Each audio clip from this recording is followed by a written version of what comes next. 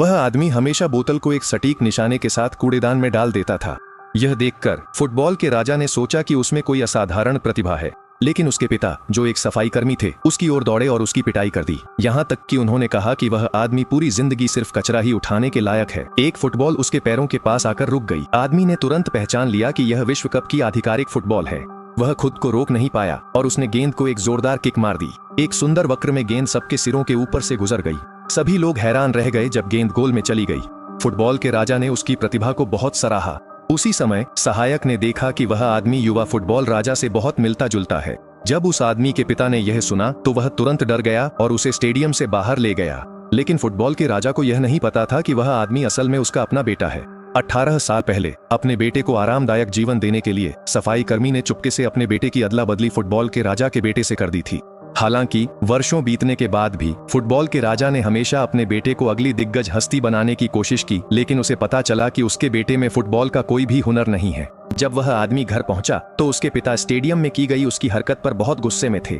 उन्होंने बेल्ट निकाली और उसे मारने की कोशिश की। यह देख उसकी बहन को उस पर बहुत दया आई। उसने अपने शरीर से उसे बचाने की कोशिश की। पिता ने चेतावनी दी कि वह दोबारा कभी फुटबॉल को हाथ न लगाए।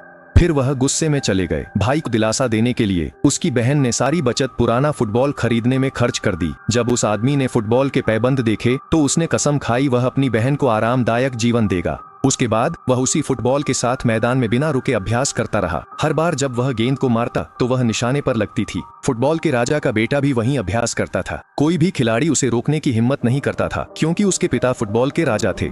इससे उसे यह विश्वास हो गया कि वह खेलने में बहुत अच्छा है। इसलिए घमंड में आकर उसने गेंद फेंकी, लेकिन अनपेक्षित रूप से गेंद उस आदमी की बहन से जा टकराई। वह उसकी मदद करने के लिए दौड़ा और फुटबॉल के राजा के बेटे से माफी की मांग की, लेकिन फुटबॉल के राजा के बेटे ने न केवल माफी नहीं मांगी बल्कि उसे घुटनों के बल बैठने और गेंद लौटाने का आदेश दिया।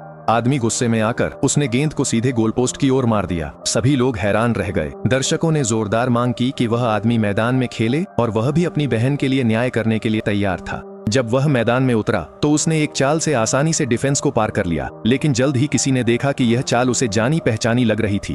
फिर उसने जोर से गेंद को मारा और हवा में ही पूरी डिफेंस को फिर से चकमा दे दिया। उसी समय किसी को एहसास हुआ कि यह फुटबॉल के राजा की खास चाल थी। यह सब उसके सहायक ने अपने फोन से चुपके से रिकॉर्ड कर लिया। उसने वह वीडियो फुटबॉल के राजा को भेज दिया। जब फुटबॉल के राजा ने उसे देखा तो ऐसा लगा जैसे उसने उस आदमी की पहचान कर ली हो। तुरंत ही उसने आदेश दिया कि सभी लोग स्टेडियम में जाएं।